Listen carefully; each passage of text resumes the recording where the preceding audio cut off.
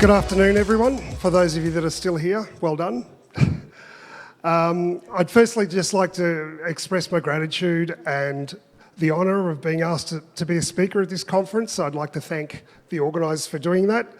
And I'd like to thank all of you and the entire Thai community here for their welcoming nature and being so hospitable.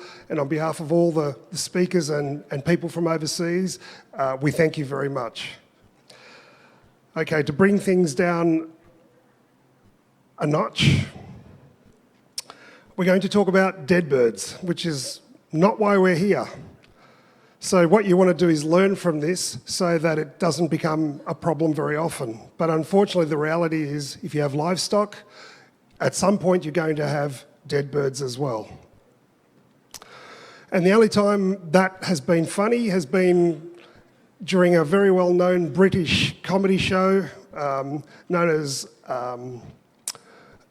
where there was a dead parrot sketch through Monty Python. But that's about the only time a dead bird has been funny. In most cases, the reaction is the exact opposite. It's either extreme frustration, anger, crying. Sometimes it leads to drink. And if the bird is very expensive or very rare, it leads to even more drink. Oh, hang on, that's the Australians after last night. I just realised. Actually, it can't be the Australians. The guy's wearing a tie. No chance. And at other times, when we lose a bird, it's a financial issue. Some people do this commercially, and others, it's been a big investment, even as a hobbyist, for a rare or expensive species, and it's just like you've poured money down the drain. So we know that loss of a bird can be very devastating, and there's those whole range of emotions we have to deal with.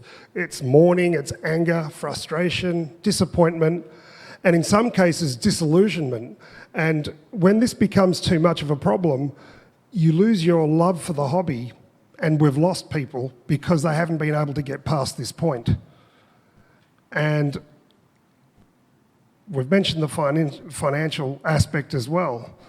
But the importance of individuals within the collection cannot be underestimated. And particularly where you're dealing with a mutation and it's the only bird of that colour that you have that you've lost, or the only offspring that you've lost, or it's a rare endangered species, it can devastate work you've been doing for years and years and years.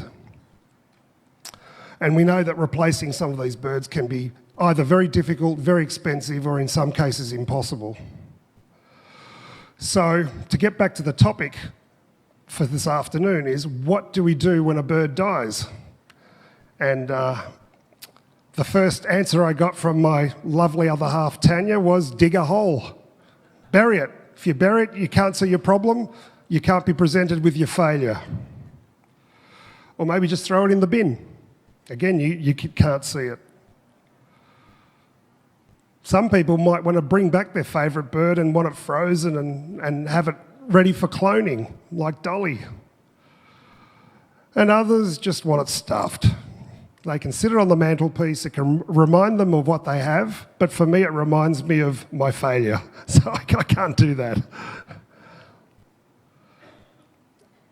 So, the other option, of course, is to perform a post-mortem examination.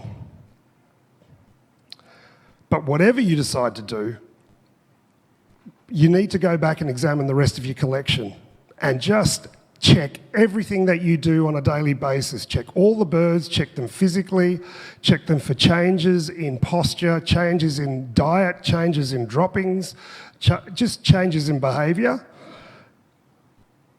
and reassess your hygiene and all your general management. That's even before you find out what is happening with these birds. So in other words, what you're trying to do is turn this negative event into a positive learning experience and into a feedback experience where you can learn from what's happened to you. So how do we do that? We do a necropsy. And why would you have a necropsy performed? Well, the obvious one is to establish a cause of death. And the next obvious extension to that is to stop more birds from dying. The fact that one bird died is of academic interest, but the knowledge that it gives you about preventing further deaths is the main strength. It can also tell you about other unidentified disease processes that are happening within your collection. So the cause of death may be one thing, but at the same time you find out this bird has parasitic problems, low-grade bacterial problems, nutritional problems, and they can be things that you also address in the future, not just the original cause of death. In some cases, you're implementing certain management or treatment protocols and the birds are still not well, and this can give you feedback that either tells you that the medication regime you're using is not working, the quarantine regime you're using is not working, or some other management failure. And it also tells you how you can improve your management practices to prevent further deaths from happening. So if you have parasitic diseases, you need to understand, for example, why are you getting them in the first place? And 9 times out of 10, it's because you failed to address that issue during quarantine. Why is it continuing? Because you're not removing access to infected bird droppings or access to insects in the case of diseases that have an intermediate host. And so they're all areas that you can improve in your daily management to stop these problems from being ongoing. This next one is very interesting. So what I mean by determining if a disease is pre-existing or current, if you've bought a bird, for example, and it dies 3 days later, whose fault is it? Did the seller sell you a sick bird, or have you done something wrong since the bird's been purchased and the bird has died? And if it's a lot of money involved, you may want to investigate that. So, for example, if a post-mortem examination is performed and you find the bird has aspergillosis and there's big granulomas in there with big fungal fruiting bodies inside, that hasn't happened in 3 days. That's a pre-existing condition. If you have adult worms in the intestines of these birds, again, this is a pre-existing condition. They don't become adult in 3 days.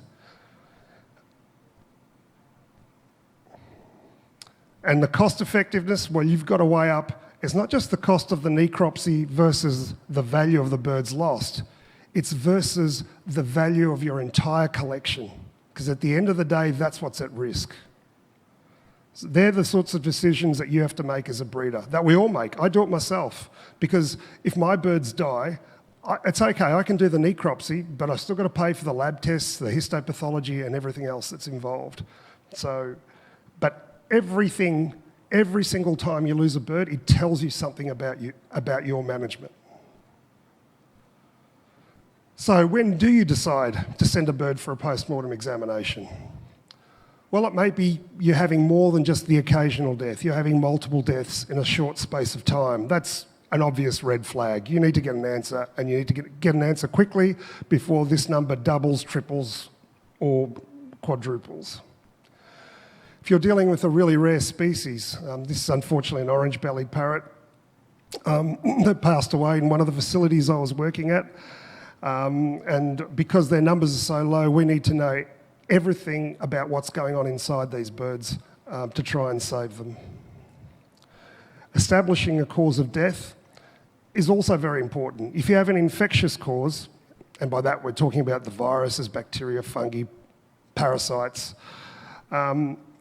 it tells you normally have to act more quickly.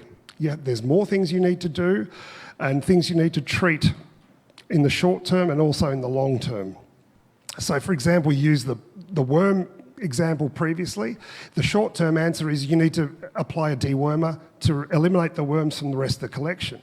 The long-term answer is, how do I stop them getting reinfected? Do I need to dry out my enclosure floors if you have a normal walk-in aviary? So in other words, improve the drainage, because moisture allows the survival of the parasite eggs.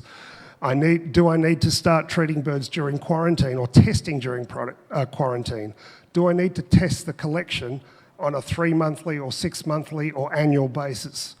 They're the sorts of long-term solutions to dealing with these sorts of issues. And then, of course, there's a whole raft of non-infectious causes. So issues such as predation and trauma, they reflect your aviary construction and aviary design. Metabolic and toxic causes often are either materials that you use to build your aviary or nutritional in origin, and most commonly they're nutritional. The main toxic one, I guess, would be heavy metal poisoning from poor quality mesh. Dietary and nutritional issues are present. They're still the number one reason for birds being presented to a veterinary clinic. Because if your dietary and nutritional practices are optimal, even the effects of other diseases are lessened. You're not going to eliminate them, of course not. But unfortunately, dietary issues, even in this day of pellets, are still a major problem. And then you have random things such as neoplasia, which you can't do much about. The only thing you can do about it is make sure you don't set up your collection next to a nuclear power plant or a toxic waste area. Otherwise, you should be okay. So what's involved with a post-mortem? First of all is the external examination of the body. And this is something everyone here can do this. You examine every bird that's died. The next step is a gross necropsy. So that's when the vet or the pathologist opens the body up, looks at all the different organs. We can take some samples from some of those organs and examine them. And some we can examine in-house. We can do smears of intestinal contents. We can do cytology. And then others we have to send out to external labs, such as bacterial fungal cultures, swabs for viral PCR, specialised cytology, and parasitology, although quite often we can do that directly. And then the next stage is histopathology, and this is probably the most expensive part of the process. So what we mean by histopathology is the fresh tissue is put in formalin, then it's mounted into little blocks and finely sliced and then stained and looked under the microscope by specialised pathologists. And by seeing the way the cells are affected and possibly the pathogen that's involved, they can tell us what the disease process is. And that's something we can't do as private practitioners. This is a lab-specific procedure. And it can often give you the more complete cause of death. So in some cases, we'll open a bird up, everything looks grossly normal, we do a couple of smears, we find nothing wrong, we send it in for histopathology, and bang, we get an answer. Because it's microscopic, it's too small for us to see the changes, or the changes have happened too quickly for them to be very obvious on the organs. So who can do the necropsy? Avian veterinarians are normally your first port of call. You can use any veterinarian, but the difference is the avian veterinarian will be trained to understand what's normal in a bird and what the abnormalities are, and secondarily what those changes in the organs actually mean, or most likely to mean. And they're the different processes we talked about previously that we can do. You can send it direct to a veterinary laboratory. So in some countries, in some parts of the world, they have specialised laboratories, usually set up for poultry, for example, but you can send the whole body there and they'll do everything, the gross necropsy and the histopathology and any swabs at the same time. The main limitation with these is if they are agricultural laboratories, then knowledge and experience with exotics, parrots, finches, pigeons, softbills is a lot more limited. But at least they have avian experience, which is a lot more than sending it to a dog or cat pathologist. But any good pathologist can still give you a lot of information. And then finally, do you do a post-mortem yourself? There are plenty of situations where people live in remote areas, they have no access to either a veterinary laboratory or a veterinarian, and they may want to check what's going on with their birds themselves. The two issues here to address are firstly the legality. There may be laws in your country or your part of the world where you're not allowed to do this, particularly in areas with high incidences of notable diseases such as avian influenza or Newcastle disease. And the other thing is you're not a trained pathologist or a trained veterinarian, so be careful of over-interpreting what you see. Sometimes you can do that and send photos through social media platforms to veterinarians to help you with that, but the important thing is know your limitations. So if you're going to prepare a body to send it for a necropsy, what do you want to do? Well, the first problem with birds is they have feathers, and what do feathers do? They insulate the body. Birds' basic metabolism is very fast. Their core body temperatures are 40 to 42 degrees Celsius. And what do feathers do? They help to maintain that, because that takes a lot of energy to generate those temperatures. So, however, when a bird dies, what we want to do is slow the rate of decomposition. And if that insulated layer is there, even if you put the bird in the refrigerator, it takes longer for the body to cool down. So first thing we have to do is break down that insulation layer. And how do we do that? We spray the bird with either alcohol or soapy water, which will break the feather structure down and allow the cool air to reach the skin more quickly. The second stage is to wrap it in a wet towel. Again, that just cools the body down more quickly. You place it in a plastic clip-lock bag, then stick it in another bag so you don't get any leakage, and place it in the refrigerator, not the freezer, and then hope your wife doesn't come home and open the refrigerator to prepare dinner and finds a dead bird in her fridge, because usually the response you get is not very favourable.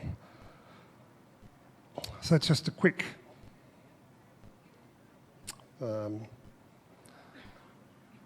example is just a spray bottle with alcohol, plastic bag, some paper towel up there, and the poor bird that needs doing. So on the left, I'm spraying the bird with some alcohol. I wrap it in the wet paper towel, place it in the plastic bag, close it.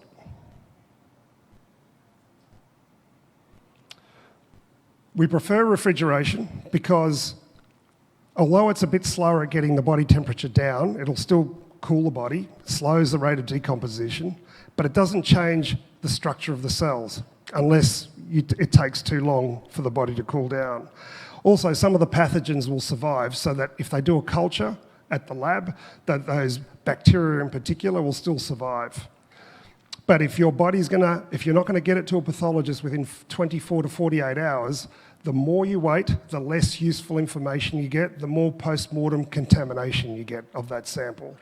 So what do you do if you think it's going to take me at least 3 or 4 days to get this bird to where it needs to go? Then you may freeze it. And obviously that allows for long-term storage. And it's good when you're isolated.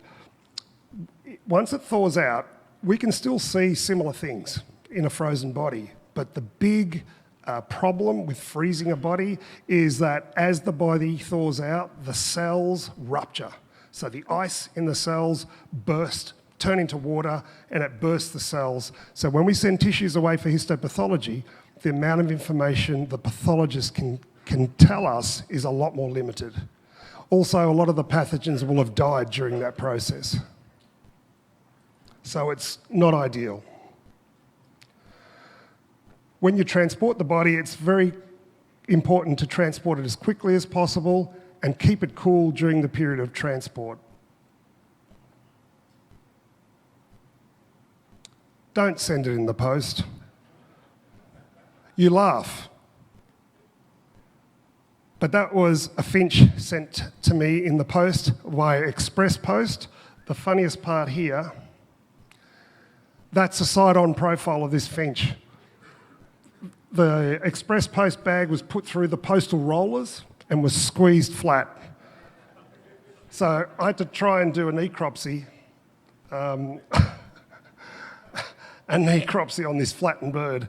And there wasn't much to see. Actually, there was tapeworm in this bird. I could still get the tapeworm out of it, but it was like pea soup in there. It was a disaster. If you're going to perform a necropsy at home, like I said before, please check the legality, but take precautions. Birds do carry some zoonotic diseases, and by zoonotic we mean animal diseases that humans can contract. And so you just want to be very, very careful that you don't expose yourself to those things. What am I talking about? Well, the number one disease is chlamydia. And for those of you whose ears prick up in birds, when we say chlamydia, it's a respiratory disease. Doesn't go any lower. But there are others, salmonella, some of the mycobacterial infections. When you open up that body cavity, like a cloud of material can come out, so you don't want to inhale it. So do it away from your existing birds. That's the first thing. And wear protective equipment, particularly masks, gloves. Do it on a disinfectable surface. And once you've finished doing everything, double bag the body and the contents and dispose of it, either burn it or dispose of it in the rubbish if you're allowed to in your area.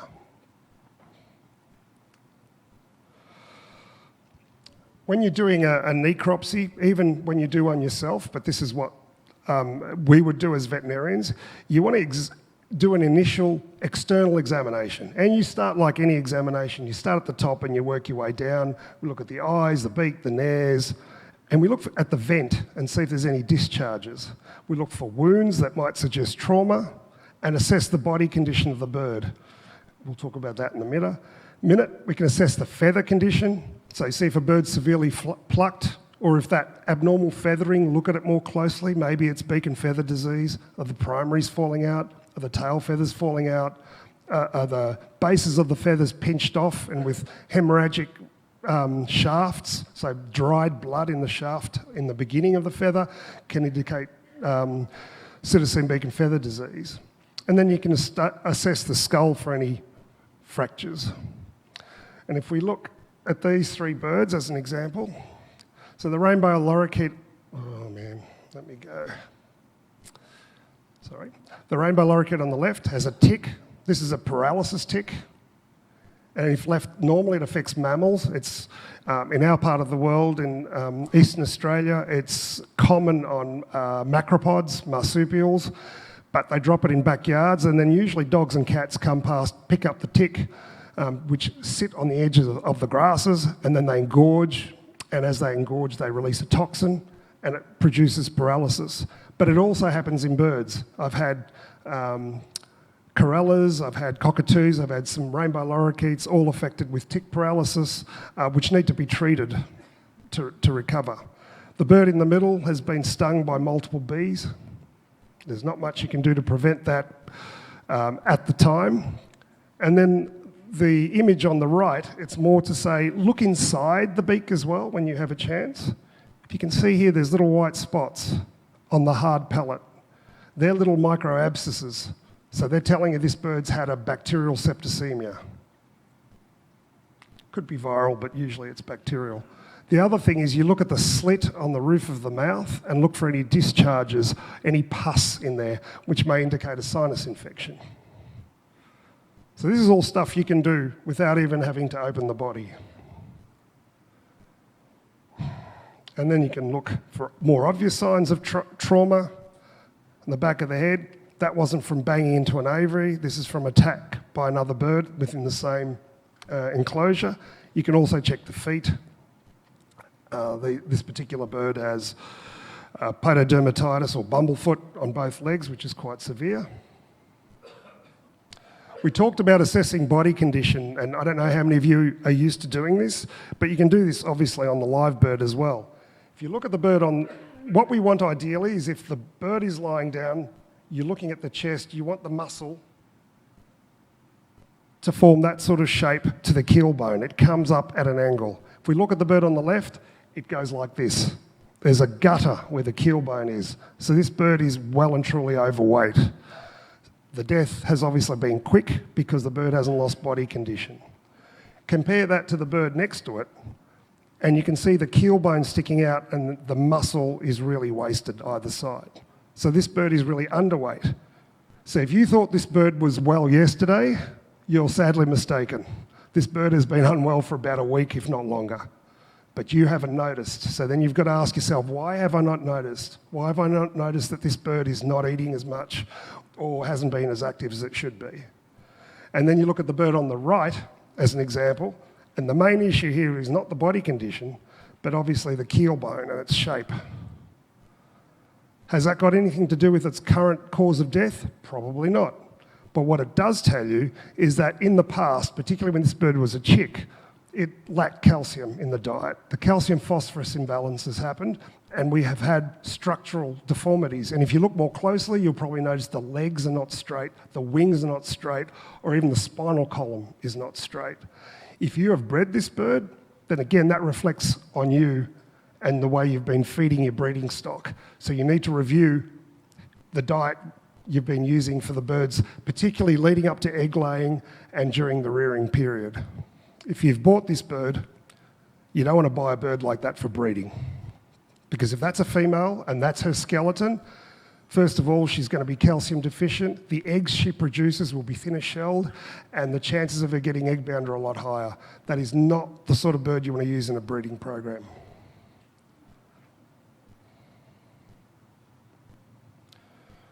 There's other things you can notice as well just by parting the skin. If you look here, you can see some little pale patches. And then when we cut through the skin and you cut through the muscle, you can see these granulomas in the muscle. Of course, you're not going to know what that is. I don't expect anyone to know what that is. That's a veterinarian's diagnostics. But we could take a swab, try and grow the bacteria, and find out exactly what infection. In this case, it was salmonella, I think. Then we do the internal examination. If you're still here, I'm hoping you can handle a little bit of unsavoury viewing, perhaps. Lorenzo talked about sex. Mine's a lot less sexy, but it's gory. So if you've got a sensitive stomach, maybe now's a good time to leave. I won't be offended. Just go ahead.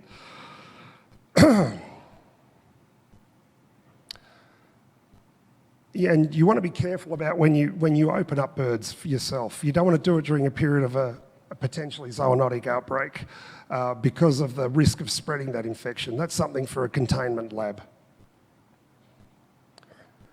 And you just want to be systematic when you're examining a bird. You start at one end and you work your way all the way through. I'm not going to give you a complete explanation of what everything means and how to do a proper necropsy. I can't do that in 10 minutes, but I can give you a bit of an idea. And the first thing you need to know if you're looking at birds is just recognise what's normal, because unless you know what's normal, you're not going to know what's abnormal.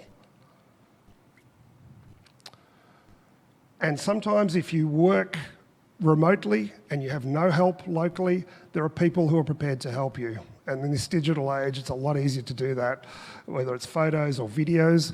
But again, if we're not there, it's not as easy as if we're doing the necropsy ourselves or checking the sick bird ourselves. So if you're sending information to other veterinarians for them to, what's wrong with my bird, just understand there's limitations to what we can and can't do. With some people I say, I'm sorry, my crystal ball is not working today. I can't tell you what's wrong with one photo of a sick bird that looks like that. That's not information. So you can't expect your veterinarian to give you an answer because a bird's looking like that. We need to see everything and look at a lot of factors to understand that. Okay. So normally the first thing we'll do is we spray the alcohol, we remove the feathers, and then in my case I like to start at the abdominal end rather than at the head. And we cut around the base of the sternum and then flip the sternum back and look at the internal organs. And the things we can see here, just as a real basic explanation, we have the trachea or windpipe there. That is the syrinx. So that's your bird's voice box. Nothing comes from here. That's only a mammal thing. In birds, it comes from down there.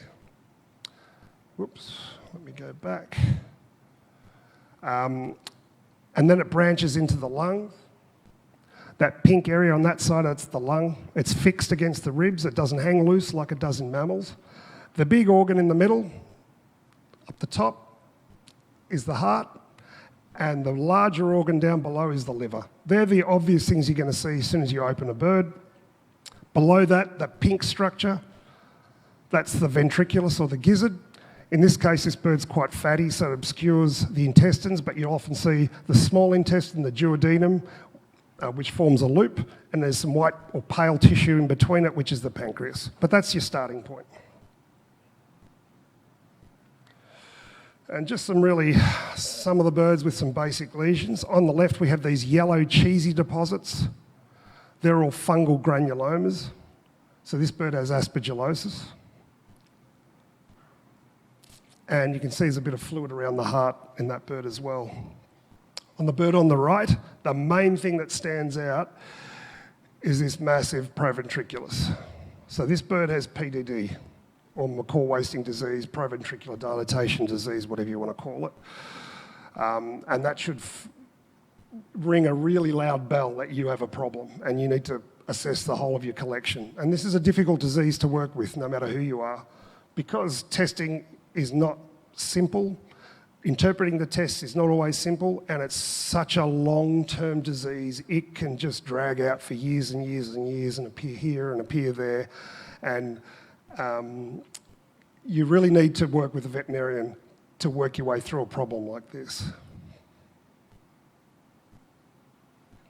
In this particular lorikeet, it's just got a fatty liver. Just the colour of that liver, see that orange colour, is suggesting the high level of fat in there. So there are dietary or metabolic issues going on with this bird.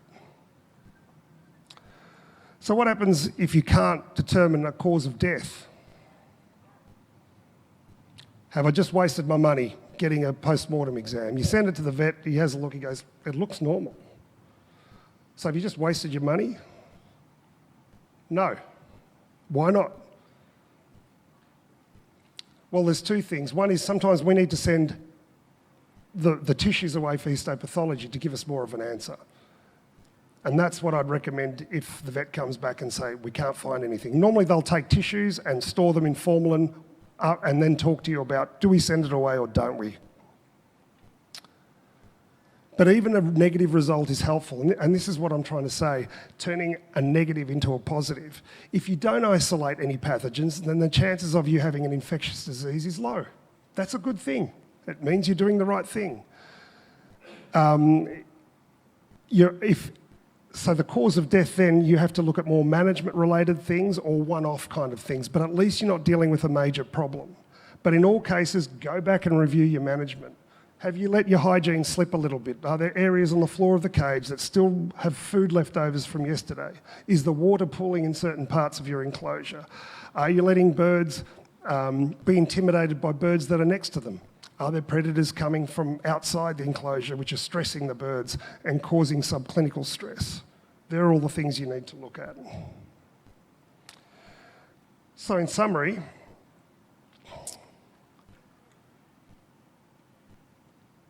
you can choose to learn about your management failures, and you can only do that if you understand where things have gone wrong and what the cause of that, those failures are. And the necropsy is one of the best ways to do that. In commercial situations, then it makes more sense. It's a dollar thing. A little bit of investment of money can save you a huge economic loss down the track. And that's why I think we're here because we enjoy birds. And I would certainly rather look at healthy birds coming in than deal with necropsies all the time. And I've dealt with my share of necropsies, I can tell you. But the post-mortem examination is one of the best tools that we have to turn a negative episode into a positive learning experience. So thank you, and enjoy some live birds, because we all love live birds. Thank you, Dr. Stacey. I do have time if anyone has a question for one question, please, if someone has a question. So I'll ask you a question that I know the answer, but I think a lot of people do. I'll ask you. Is it on? Yes. I'll ask you a question because I think a lot of people would benefit. Let's say I'm new to aviculture, I buy some birds, I want to test them, I want to know what I should test for. Where should I focus my resources, my funds, to test a bird to try to identify potential explosions of diseases in my aviary? How long's a piece of string? There's different degrees. I think the first point is we talked about quarantine. And most people that I know don't do quarantine. Everyone knows about it, no one does it. Let's face it. If we're all honest, if I ask for a show of hands who actually quarantines their birds, I'm sure it'll be the minority. But that's one of the first things that we should be doing. Even if you do nothing else, if you keep the bird isolated and away from your own birds, then hopefully if it's carrying anything, the stress of travel, the stress of a new environment, new cage, new diet, will bring out any subclinical disease, anything that's underlying in that bird. But as we know, that's not always true. So the first and least expensive thing to do is a straight fecal examination. And you can at least detect a lot of parasites that way. Get a physical examination done by a veterinarian. They can often pick up things that you're unable to. Then from there, I would go with viral testing because that is the elephant in the room. That's the thing that's affecting aviculture worldwide, some of these viral diseases, and in particular, you know, PDD and Bornavirus and cytosine beacon feather disease. They're the main things that I'd be concerned about. Does that answer your question, Tony? I wanted people... Oh, sorry. Does that answer the question you asked? Yeah. And then, you know, the other thing, because I get tons and tons of messages from Asia and from the Middle East. What medicine do you recommend, sir, to keep my birds healthy? So, you know, the perception in Asia that you... and it's Asia and the Middle East. We've learned the answers in the US and in Europe by falling many times. But, you know, can I go to a medication to solve all my problems present and future? Sure, of course you can. If we had that medication, we wouldn't have 50 different antibiotics and a heap of antivirals. It doesn't exist. And if you want to give a medication as a preventative for what? By putting a medication in the water just in case, you may in fact be making other problems worse. And particularly antibiotics can bring out a fungal infection or may make a protozoal infection worse. So you need... The difficulty we have as well is we come from the West and we know what diseases are prevalent in our part of the world. But when we're giving advice to other parts of the world, we don't know what the background level are in those countries, and you don't know until you live there and you test there. So we have to be a little bit careful in terms of what we recommend. But what preventative medication I recommend? Good food, good water, and low stress. Doesn't cost you anything.